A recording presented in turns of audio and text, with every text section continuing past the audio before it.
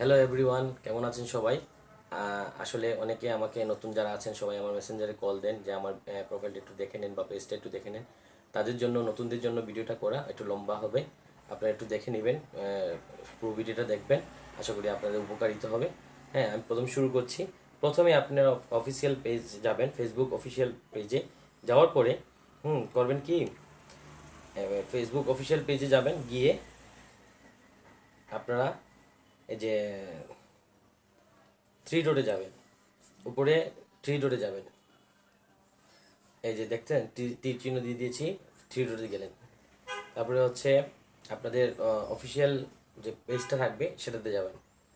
এই যে আমি তীর চিহ্ন দিয়ে দিয়েছি, ওটাতে যাবেন। যাওয়ার পরে আপনাদের কোনো ভিডিওতে কোনো ইস্যু আছে কি না।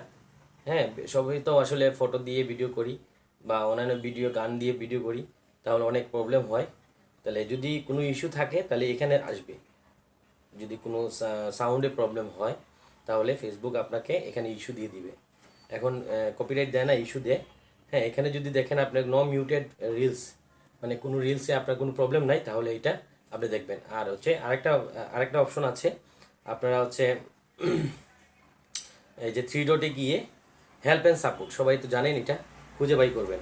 এই যে হেল্প অ্যান্ড সাপোর্ট, এই যে তীর চিহ্ন দিয়ে দিয়েছি, ঠিক আছে, তীর চিহ্ন দিয়ে দিয়েছি, হেল্প অ্যান্ড সাপোর্ট।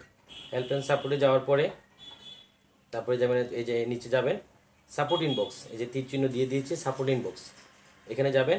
তারপরে এখানে দুইটা অপশন আছে, রিপোর্টস অ্যাবাউট আদার্স, এটা হচ্ছে আপনি কাকে রিপোর্ট দিলেন, ঠিক আছে, এখানে আসবে।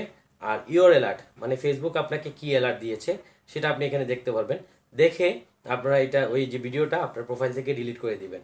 আশা করি সবাই আমার ভিডিওটা খুব ভালো লেগেছে বা আশেপাশে একটা লাইক কমেন্ট করে আসবেন। হ্যাঁ, সবাইকে ভালো থাকবেন, সুস্থ থাকবেন, টাটা।